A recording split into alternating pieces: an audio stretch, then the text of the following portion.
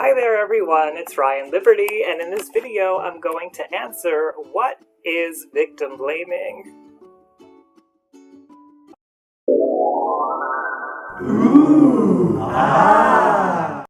Okay, we're going to get to what victim blaming is. I just have to say something first, which is that we are potentially talking about an abusive situation here, so if you are triggered in any way by conversations about abuse or emotional abuse, then this may be the time to turn the video off and come back to it later if a later time when you're feeling more able to handle that.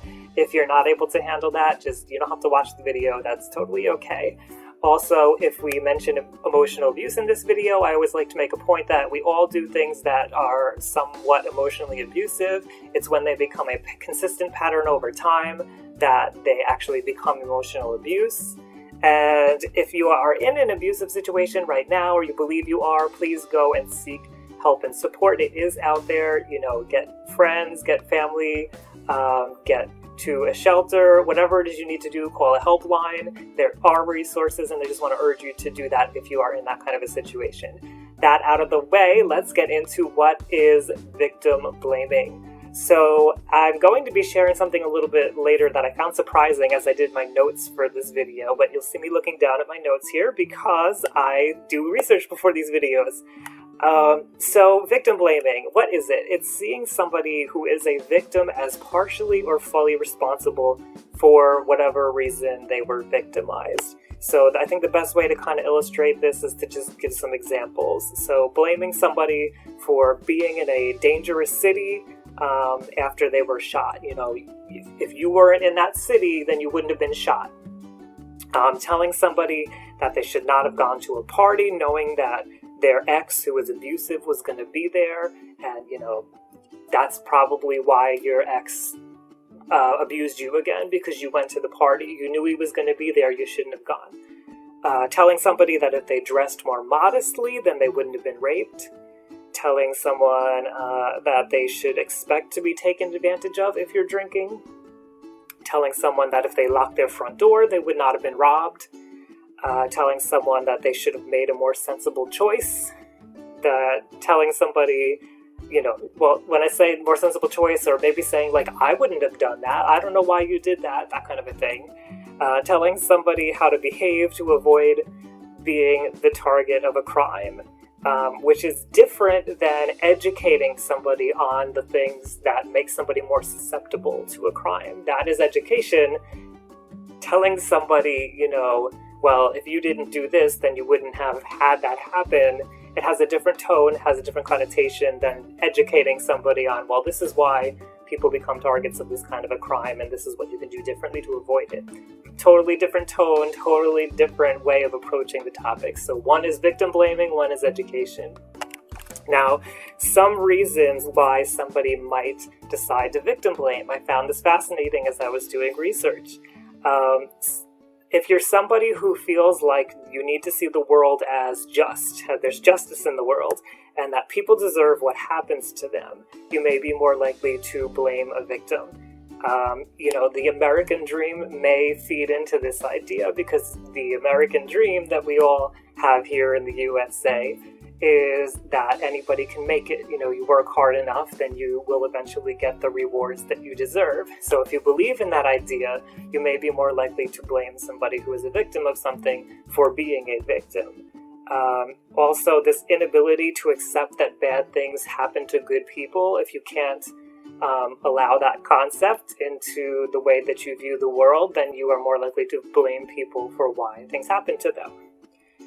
If you believe that you can protect yourself from crime as opposed to like a natural disaster. So, if a hurricane blows through and takes your house down,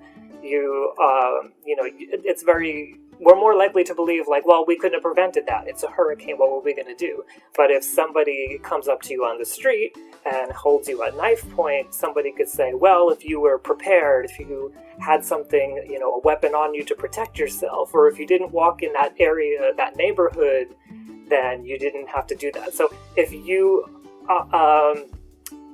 want to feel like you have a better handle on protecting yourself from crime, then you will also be more likely to blame somebody who is the victim of a crime. If when we blame victims for being partially or fully responsible for what they've gone through, it helps us to feel safe. It helps us to feel like something unexpected and unpreventable is not going to happen to us, because there's always a responsibility. There's always something that we can do to prevent that from happening. And when we have that mentality, it's much easier to go ahead and blame the victim of something that happened to them unexpectedly and unpreventably. People who value preserving relationships and groups, things like obedience or loyalty to a team, may be more likely to blame victims. Kind of interesting. So if you are somebody who just generally sees things more as a group, you don't see people as individuals, you see them as members of a group, you're more likely to blame the person for what happened to them. People who value purity, doing the right thing sometimes involves hurting other people. If you have that kind of a belief, you're more likely to blame a victim. If you have trouble with empathy, you're going to have a hard time seeing the victim's position, so you may be more likely to blame them. If you are a generally fearful person, you may also blame other people for what's going on because you want to feel safe. You want to feel like you have responsibility, you have the ability to control what's going on around you. If you are close to the perpetrator that harmed somebody else, the offender, it's going to be harder to see that person as a perpetrator because they're a family member, a friend, a lover, so you may be more likely to blame the victim of their crime.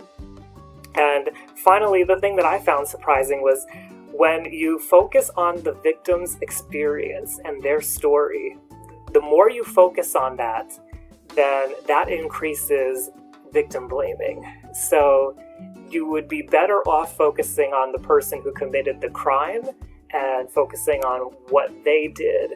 That will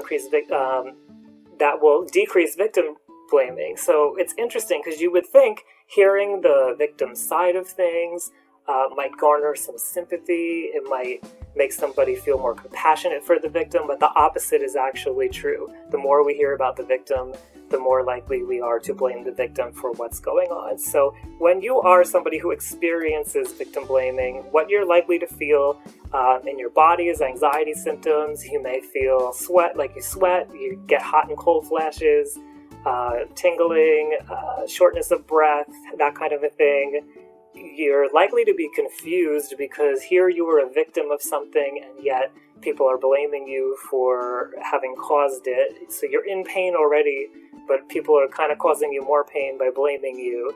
So it's confusing, and something else going on in your mind is you probably start coming up with explanations for why you chose to do the things you do. You get very defensive. You try to justify, well, this is why I did this, and this is why I did that, when you really shouldn't have to do that at all. When you're a victim of something, you're just a victim of something. If you were raped, you were raped. If somebody held you up at gunpoint, you were held up at gunpoint. It's not your job to just explain why somebody else did their own actions. Emotionally, you're probably going to feel hurt. You're going to feel betrayed by people who you felt were close to you, and now they're maybe blaming you for what happened to you. Scared, alone, you may be angry at the people who are blaming you, or angry at the person who made you a victim. You may feel sad, and you may actually feel re-victimized, and I'll be doing a video on that, because other people are blaming you. Now, behaviorally, you may isolate yourself from people, you may lash out, you may attempt to get attention and feel this need to be heard and to have your experience validated, and you may become obsessed with being listened to, because you feel like nobody really gets it. Like, why are people telling me that I'm to blame? Something horrible happened to me. That's kind of the general feeling. So it's a tormenting experience to go through when you are on the receiving end of victim blaming. We should all be mindful of the ways in which we may blame other people for becoming victims. And I'd love to hear your own experience with victim blaming. Are you somebody who's blamed somebody else? Or were you somebody who was blamed for something that you felt unrightly blamed for? What has your experience been? I'd love to know, so please leave that below in the comments, and I thank you for taking the time to learn about victim blaming with me today. Hey, it's Ryan Liberty. If you like that video, please give it a thumbs up, share with a friend, and leave any questions or comments down below because that would really help me out. If you're somebody who's gone through a traumatic event and you're feeling cut off from the people around you, I have a free course that will help with that, so please click to get it. And if you'd like to see the rest of my videos, please click subscribe. As always, I want to remind you that your life matters. Nobody can question your worth. However it is that you're feeling, whatever it is that you're going through, it's okay and you are loved. Thanks again for watching.